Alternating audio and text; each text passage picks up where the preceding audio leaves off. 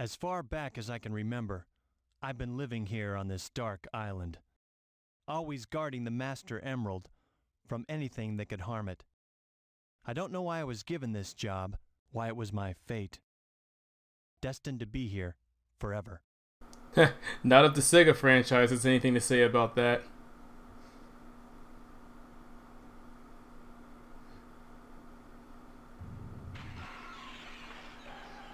What the?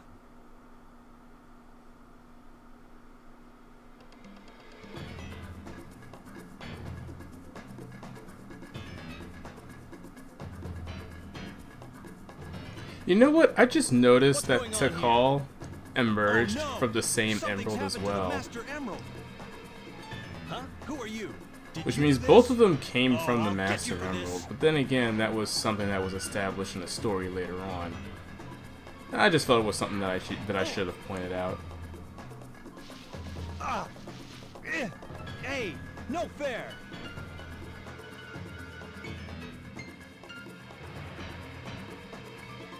Wait. What's happening to you? Come back here. Whoa, that was incredible. I've never seen anything like it. Oh no, it's starting to happen. Without the Master Emerald's power, this whole island will fall into the ocean.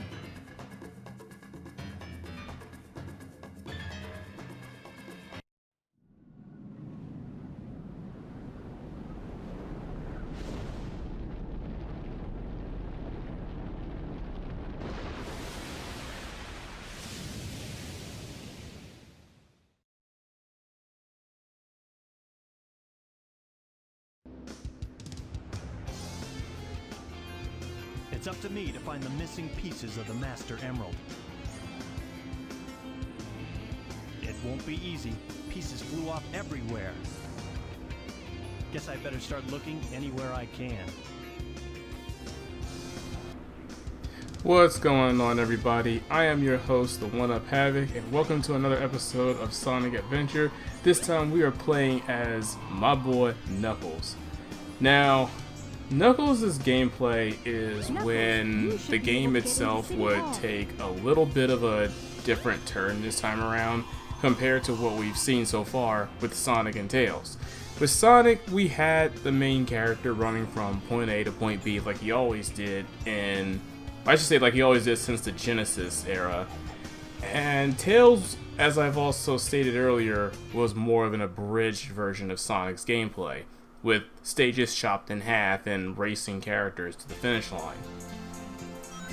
With Knuckles, on the other hand, this one is more focused on his ability to play as an exploration character, because Knuckles has always played as an exploration character ever since he first came into view, I'd say with Sonic 3 and Knuckles.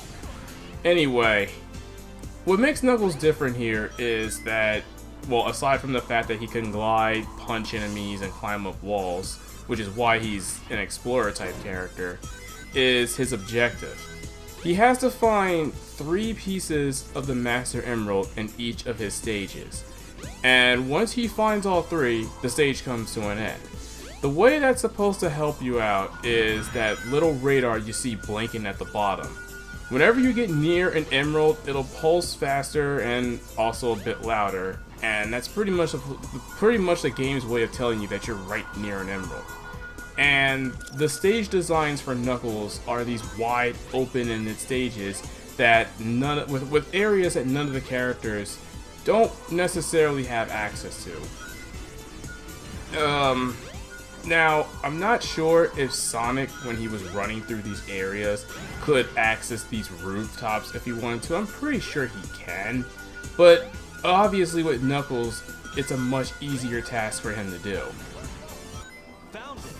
Now, emerald pieces can be hidden practically anywhere in a level. They can be in enemies, floating off in like a part of the stage by its lonesome, and it can also be hidden in environments as you've seen there just now in the first stage. And if I really had to say how I felt about the treasure hunting stages. And don't mind me punching a car. I was just tapping into my inner Street Fighter there. But anyway, if I had to say anything about these treasure hunting stages, I'm kind of in the middle of finding enjoyment out of them and not so much finding enjoyment out of them. And I'm going to tell you what I mean by that. Because while I like the idea of Knuckles being able to go anywhere and everywhere he wants to in sandbox designed levels, considering his abilities, at the same time, I never really liked looking for hidden things within a Sonic title. You know, up to this point, Sonic games in general, has always been about getting from point A to point B, and whatever character you played as was an extension of that character. That extension of that character, in this case, being Sonic. So, when you played as Tails, you played as Sonic if he was able to fly. You play as Knuckles, you're still playing as Sonic if he had the ability to glide and climb up walls, but his original jump height is cut in half.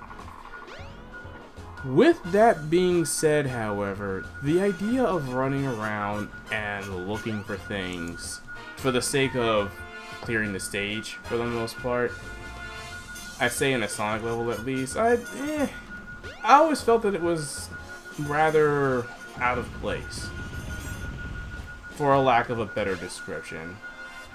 Like, this is something that I would expect to play in other platformer-esque titles, like Jak and Daxter, for example, who has plenty of finding the items, because it's like a collectathon, so to speak. And honestly, that's what Knuckles' gameplay is like. It's like a glorified treasure hunting collectathon.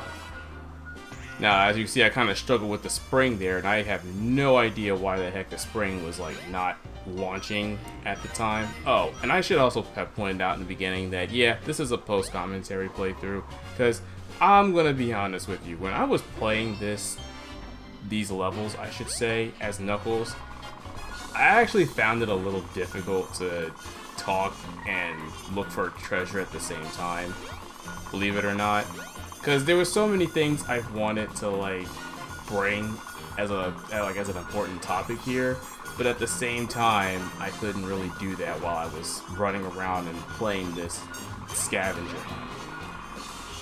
I will say this, however, I did like what they did to the casino level for Knuckles, because the areas are now much more open-ended and you're able to see places that Knuckles himself, I shouldn't say Knuckles, like Tails or Sonic themselves weren't really able to have any access to. Like, you couldn't access this large red lion statue here. That definitely wasn't in any of their levels. Remember what I said earlier. Emeralds can also be found in enemies, even in the most dickish of enemy places, as you saw there.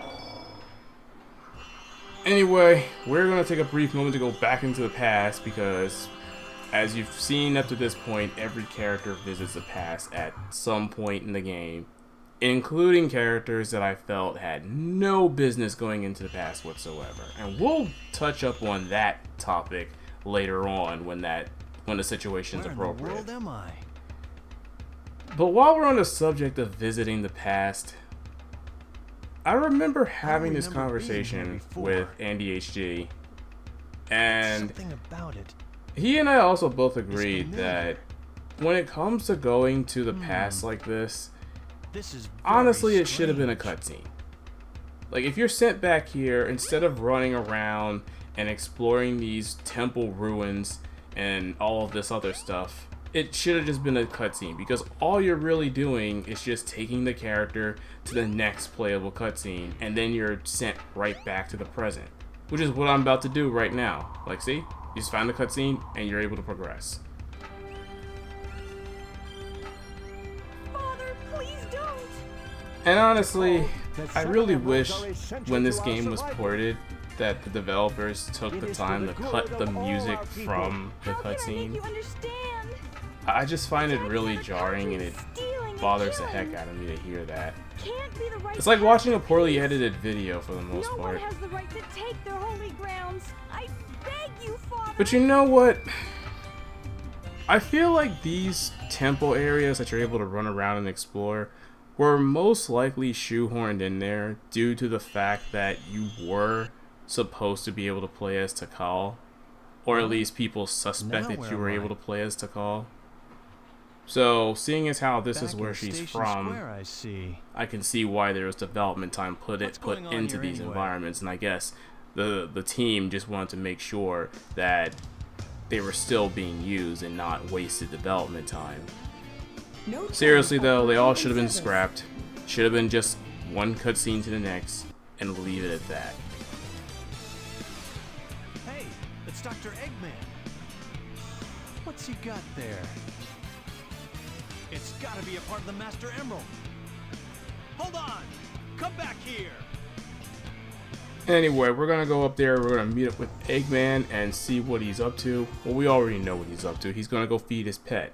Well, his godlike pet anyway. Eggman, give me back the Master Emerald. Knuckles. Oh, this isn't what you're after. Once again, Eggman talks while smiling at the same time. You're right. That's okay, though. I can use you as a guinea pig to test it. Chaos! Chaos!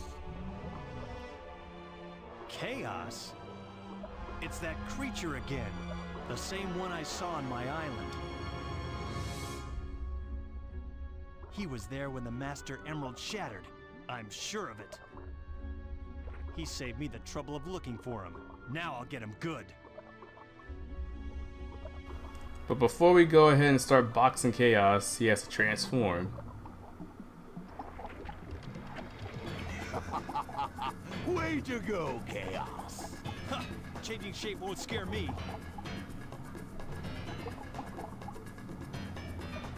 Fine, give it your best shot. Alright guys, so this is the fight against Chaos 2, and honestly there's not much to it when it comes to this battle. It's a lot easier than you would think it is. At least that's what I said to myself when I was playing through it, because I remember as a kid, this fight sort of gave me problems, but not right now, it doesn't. The reason why you just saw me jumping into Chaos like an idiot right there is just me showing off what happens when you try to jump into him when it's not your turn to attack him yet. That's basically how you gotta look at it. You'll have a turn to attack him, but right now it's not your turn.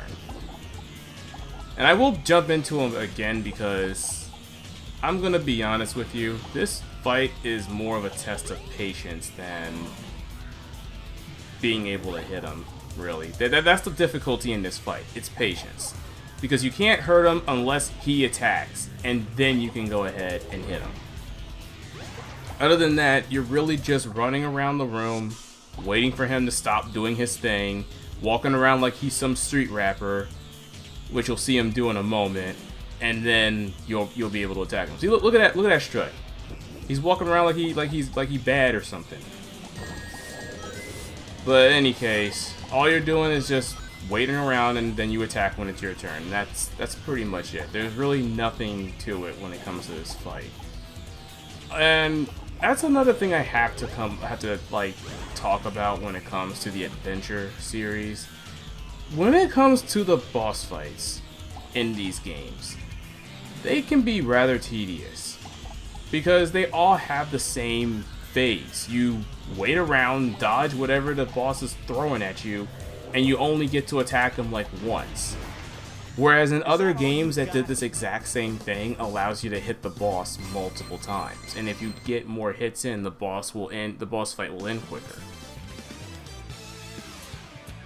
Bah, so what if you won this time? You have yet to see the true powers of Chaos.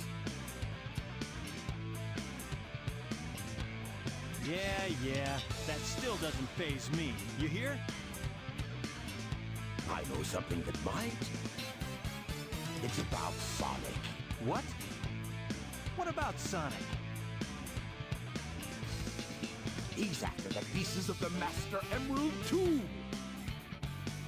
What do you mean? You're not the only one on a wild goose chase, idiot. Why should I ruin your surprise?